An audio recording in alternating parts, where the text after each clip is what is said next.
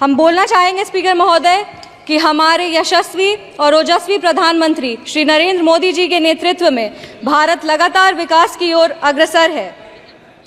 School और विद्यालय में ही बापू के विचारों को पढ़ती आई हूँ और आज ये कहना चाहूँगी कि बापू के विचारों को अगर सत्य निष्ठा से कोई आगे लेकर के जा रहा है तो वो एनडीए की सरकार है।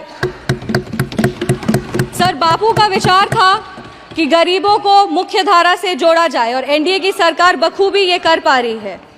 देश में 4 करोड़ से ज़्यादा पीएम आवास योजना की स्वीकृति, 12 करोड़ परिवारों में 55 करोड़ व्यक्तियों को पीएम आरोग्य योजना के तहत स्वास्थ्य बीमा मिला है।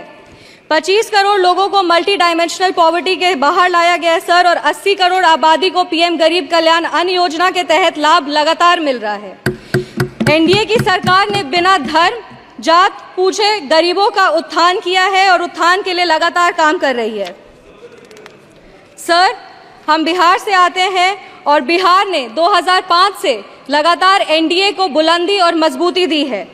बिहार में एक नेता, नियत, नेतृत्व और कड़ी निष्ठा से एनडीए बिहार को उसका गौरव और एक नया कीर्तिमान वहां पे विकास का गढ़ रहा है।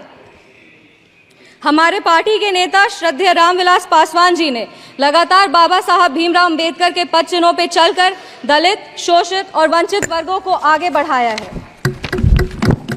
आज हम बाबा साहब भीमराव अंबेडकर की बात कर रहे हैं और उनका एक कोट पढ़ना चाहेंगे। I measure the progress of a community by the degree of progress which the women have achieved. सरकार ने वुमेन रिजर्वेशन एक्ट दे करके 33% आरक्षण दे करके संसद में महिलाओं के आवास को ना सिर्फ बुलंदी दी है बल्कि उनके अधिकारों की भी लड़ाई लड़ी है। लखपति दीदी की योजना, उज्ज्वला योजना और महिलाओं को मुद्रा लोन देकर के महिलाओं की आर्थिक स्थिति को मजबूत किया गया है। अगर आज हम आर्थिक स्थिति की बात कर रहे हैं तो हमें अर्थव्यवस्था की भी बात करनी चाहिए और देश आज विश्व की 5वीं सबसे बड़ी अर्थव्यवस्था है और 2047 तक विश्व की 3री सबसे बड़ी अर्थव्यवस्था होगी। माननीय प्रधानमंत्री श्री नरेंद्र मोदी जी के नेतृत्व में भारत देश को विकास का एक व्यापक स्वरूप मिल रहा है। किसान सम्मान निधि के तहत किसानों को न्यूनतम राशि मिल रही है जिससे उनकी स्थिति में बढ़ोतरी हो रही है और आत्मनिर्भर भारत का जो ये सोच है उससे भारत विश्व स्तर पर एक अपना पहचान बना रहा है। अगर हम विश्व स्तर की बात करें तो G20 के न्यू दिल्ली डिक्लेरेशन में 100% ग्लोबल कंसेंसस के साथ भारत आज एक विश्व मित्र के रूप में स्थापित हो रहा है।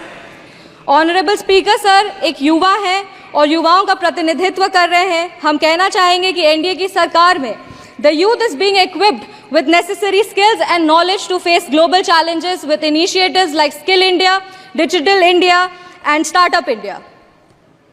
सर, बिहार के युवाओं की लगातार एक मांग रही है कि बिहार को विश्व राज्य का दर्जा मिले। बिहार का प्रतिनिधित्व कर रहे हैं, इसीलिए हम हमारे माननीय प्रधानमंत्री जी से अनुरोध करेंगे कि इसके लिए अगर नीति आयोग में कुछ बदलाव किया जाए तो उस पर उनकी विशेष दृष्टि हो और बिहार को भी आगे बढ़ने का सामान्य अधिकार मिले। Sir, I am firmly convinced that with continuous efforts and visionary policies of the NDA government, Bihar will be an example for the development of the entire nation.